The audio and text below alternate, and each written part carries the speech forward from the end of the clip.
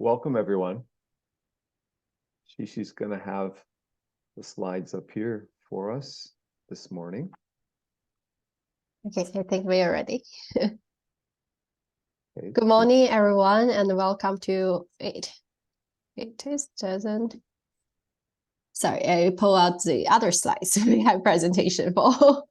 So we have two sessions here. One is a recorded session in our research on South American MOOC instructors' facilitation of self-directed learning.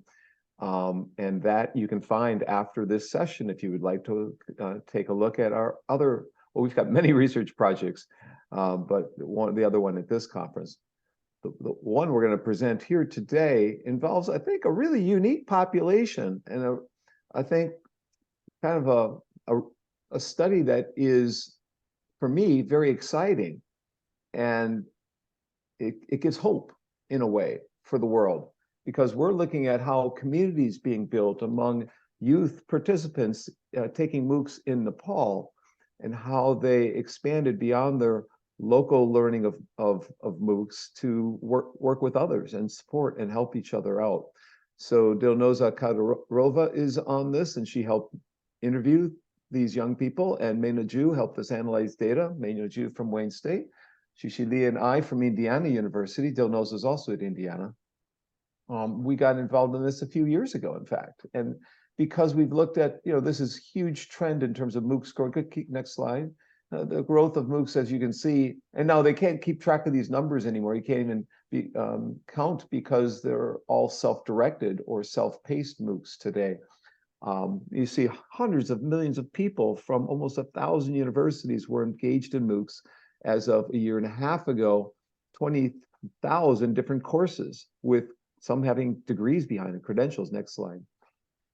And so when you have that, you have opportunities for people who might not be the traditional population the MOOCs were designed for. And these include high school and middle school youth. Now, we looked at these were thousands of kids in Nepal had completed at least one MOOC. And Bayman, the gentleman that the gentleman on the left is Bishwa, who Bayman and Bishwa were involved in a book that I did on MOOCs and open education. I wrote a chapter, and they said, we need to get the word out. We need to share our story, because these kids were engaged in such interesting learning pursuits on their own, and they're sharing those learning pursuits. Next slide. And so, the kids, here's someone at grade 10 who had taken 72 MOOCs. And they had taken, so these kids, the backdrop is they took English MOOCs before the pandemic. They got certificates from Harvard, and their parents are very proud of them. During COVID, though, they took all these other types of MOOCs. You can go back one slide real quick. They took MOOCs on, history and on stem cells and coding and global health, the next slide. And so, jumping from one MOOC to another to learn a creative writing or social change, looking at leadership, introduction to psych, almost everything. This was a female student who started age 10, and she's taking MOOCs every day. Next slide. And so these young people were engaged in a highly unique informal learning pursuit / formal. But we want to know the difficulties. We want to know the challenges they faced. We wanted to know what kinds of resources were beneficial and to overcoming those challenges. And then what in turn was the impact of learning from those MOOCs and learning outcomes. Next slide. And so if you're interested in reading the chapter of my book, just write me an email. My email should be available at cjbonk@indiana.edu. So, they're learning in a blended format oftentimes, and blended learning involves both face-to-face and online components. Some talk about supplementary blended resources that are there when and if you need them. Others are more integrated in nature and require one to move to the online resources. So a lot of these kids were learning with others in a face-to-face setting, and they go into school and share what they're doing, and then go online and learn on their own. So kind of a blended learning, kind of fully online. Next slide. And so if you look at the research on MOOCs and K-12 education, it's rather sparse. There's not a whole lot out there. Most of the research out there is focused on secondary or post-secondary education. And so MOOCs in a K-12 context are often performed in research as either the integration, as I said, or supplement to formal education. But there's a need to look at the benefits and challenges and opportunities, as I just mentioned. Next slide. And so, often we're disconnected in our online learning pursuits, in particular with MOOCs. And there's a real need to develop a greater sense of online community in and among with others, so we can sustain the momentum and complete those MOOCs, if and will they intend to complete them.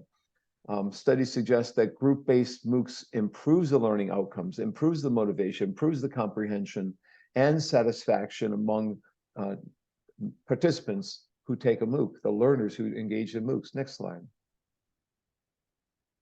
And so, again, barriers exist out there against one completing them. And one of the biggest barriers is English-based MOOCs, that a lot of these kids don't have high levels of English skills, so they might use technology tools to support them, might use their peers, their teachers, and others, and also might learn English.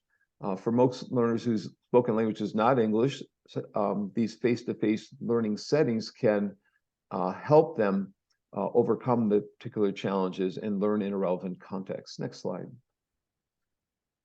And so there are three different barriers, some environmental with access and infrastructure, some are personal, related to personal stress and nervous and anxiety or particular learning preferences. And third is the design of the MOOC might not be helpful, might not make it interactive, engaging, and comfortable for the learners and the learning pursuits that they might have. So that's the backdrop for all of this. If you go to the next slide, I think we're going to slide into the methods section, where Zixi will walk us through, and also the results. And I'll jump in on a couple of points and elaborate on what she said. And so she'll be giving us the findings here. So this research, we use a qualitative exploratory interview approach, and we interview 13 Nepalese students from different regions and different schools. And we use a convenience sampling. We have a local contact who is a Nepali high school teacher who tour around the country and go to different areas to promote MOOCs. So we have him to reach out to students as well as some parents and teachers, which we report data in a different study. And we use semantic analysis to analyze all the interview data, and we coded all the data in the in vivo. To enhance the validity of the qualitative coding process, we try to triangulate our data by using multiple coders, and also conduct a comparative analysis of the coding outcomes. So here are some student participants' demographic information. As you can see, our participants come from different schools and different locations in Nepal, and the age range from 12 to 18. We also have their MOOCs, the number of MOOCs they completed have a good variation. Some of them you can see they took more than 120 MOOCs, and some took maybe 9 or 12. Dr. Bonk, do you have anything to add on? You are muted. If you're all gasping at those numbers, 120 MOOCs, these kids are still alive and taking more. They're amazing. They're literally, talking to these youth. They're amazing. If you'd like to hear from them, we had a podcast show on Silver Lining for Learning, and they're in it. Just type Silver Lining for Learning Nepal MOOCs, and you can hear what they have to say. But these are the ages of which, when we interviewed them, they were taking MOOCs before. So some of these kids were 9, 10, 11, 12 when they first started taking them. Some of these kids actually got interviews, and one at Princeton in particular, and talked about taking MOOCs. So these MOOCs fostered, they were prepping to get ready for college. They were taking English first from Harvard so they could take the entrance exams. Then it expanded as a part of COVID. So they had started, their teachers encouraged them to learn English. And because they were successful there and COVID happened, 1 and 1 made 2, and they jumped in doing more. I can't talk enough about these amazing kids. They could define self-directed learning better than my graduate students. Zixi. Thank you, Dr. Bonk. And here you can see some identified themes from our coding process. And so now we get into the key findings. Firstly, regarding for our research question 1, the struggles and challenges, the most reported challenge is that adults and learners from Nepal, they feel the lack of guidance on how to operate those MOOC websites from the beginning, which makes them lost. For example, one of the participants said when she first started the MOOCs, I was pretty much confused because since it seems we didn't get training for it, and most of the things were pretty complex. So even the login and logout process can be challenging for them. And the second major challenge is the language barrier. The base language of those major MOOC platforms, as we mentioned, were in English. And so it's not their first language for those Nepali adults and learners. They said, I couldn't understand everything being said, and some people speak English. It was a little bit difficult for them to understand. And MOOC was very challenging for me because I'm from a public school and knowing the English is very basic for them. The second key finding is regarding for the local resource and support. The teacher support, we found that it's the most important part of the local resource they received. All 13 participants said they were inspired and encouraged by their school teachers to start their MOOCs journey. And teachers provide scaffolding and emotional support along their learning. For example, one of our participants said, the English teacher called me and told me everything about how I could engage in MOOCs, why it's important and what you can get through it and how you can learn. And he really encouraged me and he kept asking, how many MOOCs have you completed? He gets reacting to my stories on social media about the certificate in MOOCs. And he recommended me of some courses and asked me how my journey in MOOCs was going.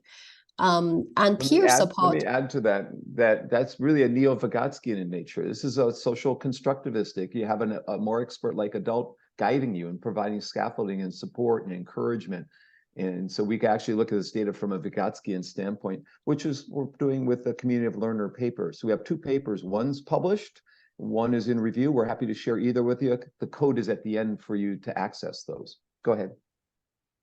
So we also find peer support is efficient in terms of discuss the content questions in MOOCs, providing advice to other students on how what classes to enroll in, supporting the financial application process, or resolving the technical issues, expanding local learning communities. Those can all be achieved through in-school activities, personal connections, and social media. For example, Palisha said, actually, we had a study group of my friends in which we used to share like doing the same courses, and sometimes someone was having problems with some quizzes or some of the tasks given by the course. So they used to help each other in that way. And school support, also reported by 9 of the participants, said their school encouraged their MOOCs learning by posting students' certificate gained from MOOCs on social media, providing small incentives, organizing small workshops on MOOCs, and offering access to technology and internet. For example, one participant said, I remember our school page posts about my certificate. Our certificates through the engagement of MOOCs in Facebook, and thousands of people saw that. And many people messaged me about how they can engage in that. She was very proud of the process and get to know. And another participant said we were given the permission to use the school lab in order to continue our MOOCs journey. It's during the pandemic because the internet and technology access is limited at home. Many schools, they open lab for students to access to MOOCs whenever. And family support is also important. We found out family support has been in various ways. More importantly, their learning also positively inspired their family members to engage in such learning. For example, one of the participants said his mom is educated but she sits behind me and she observes what I am doing, how I'm learning through the computers and how I'm learning through internet, and she feels so good. Another participant said, even my younger brothers and sisters and other ones as well, they also asked me how we could do some courses and how we could be involving in MOOCing, and even she helps them to be engaged in such activities. So Bayman, the teacher that's really the leader of these initiatives, he said to us and to me in his chapter, the parents were worried kids would be playing games. The internet access improved in Nepal. That went up 10%, like from 50 to 60%. And they were worried they're playing games. And when the parents came home, they were taking MOOCs. They were learning English. They were totally surprised what these kids were doing. So anyways, as a side comment. Thank you, Dr. Bonk.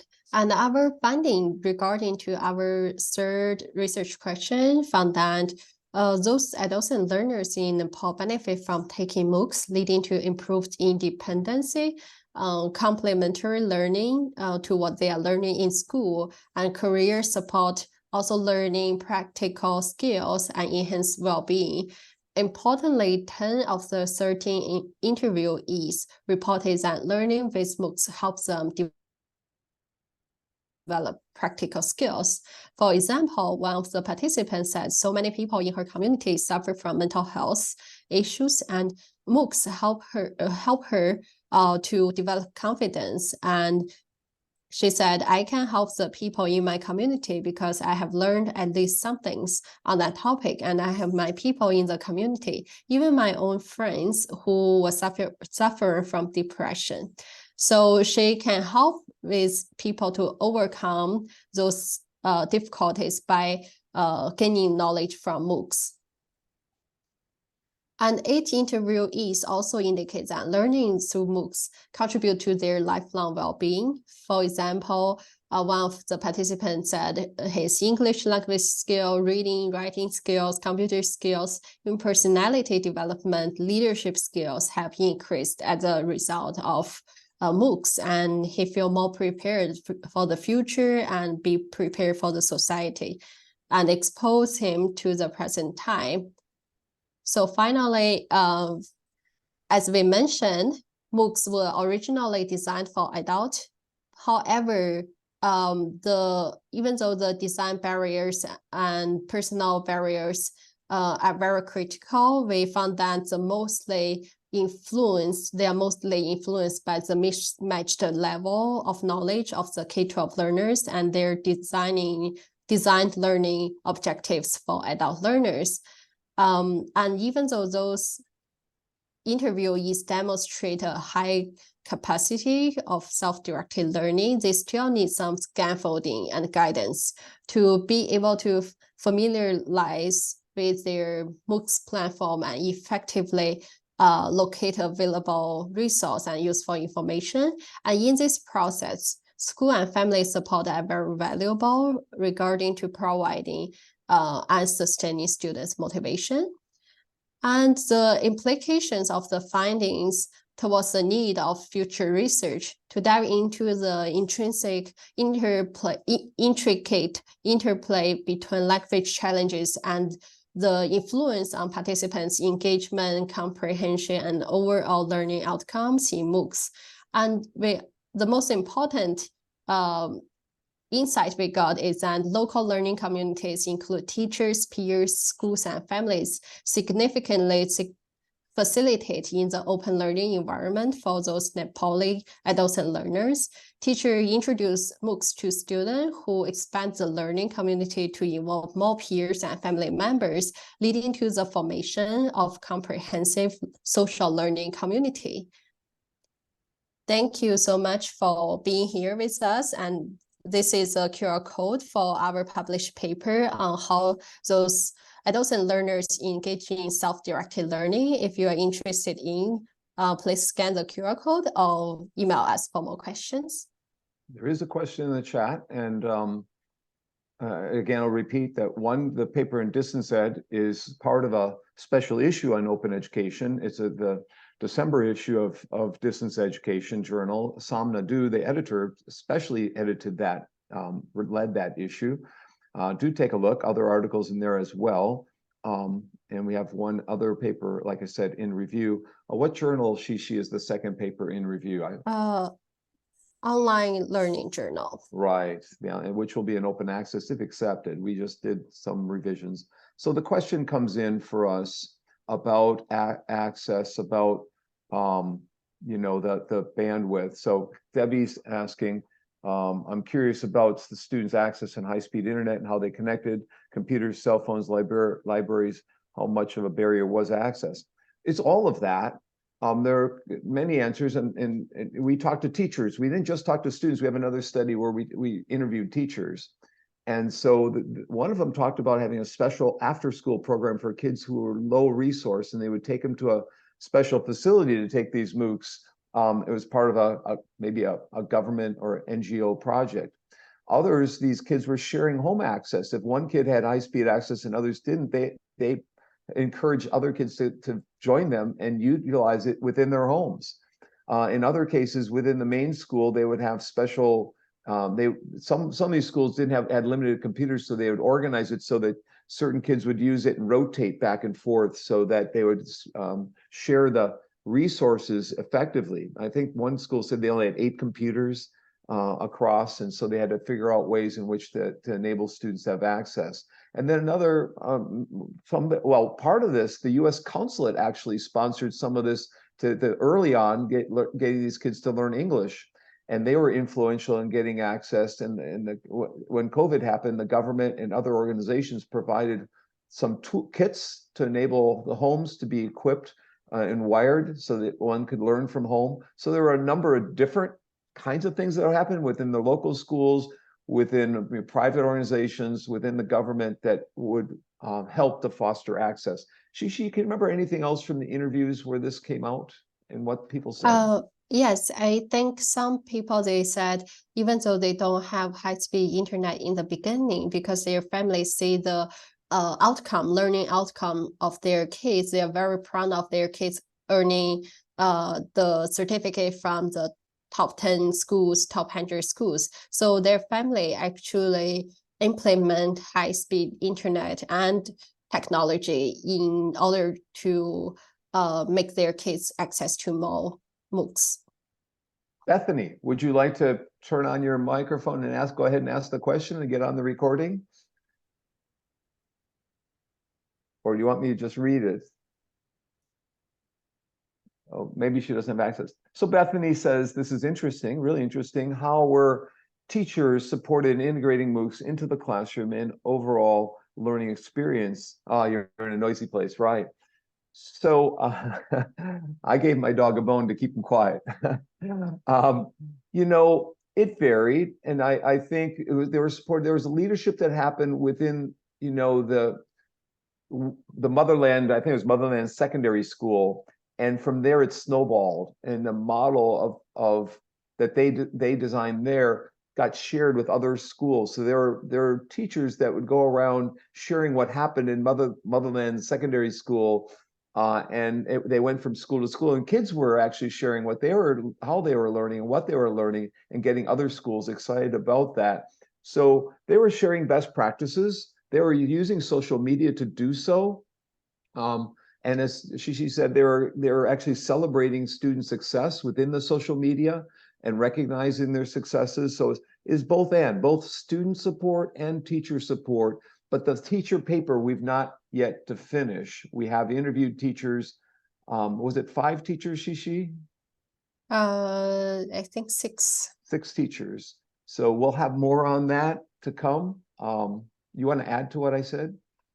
I think from our interviews with both teachers and students, some of the teachers, they point out they have a whole list of MOOCs that's suitable for their students with their current level of English.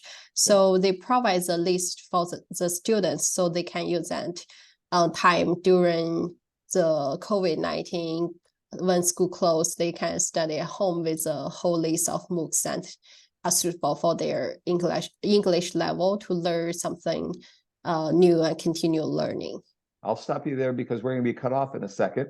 I want to thank everyone for attending this session.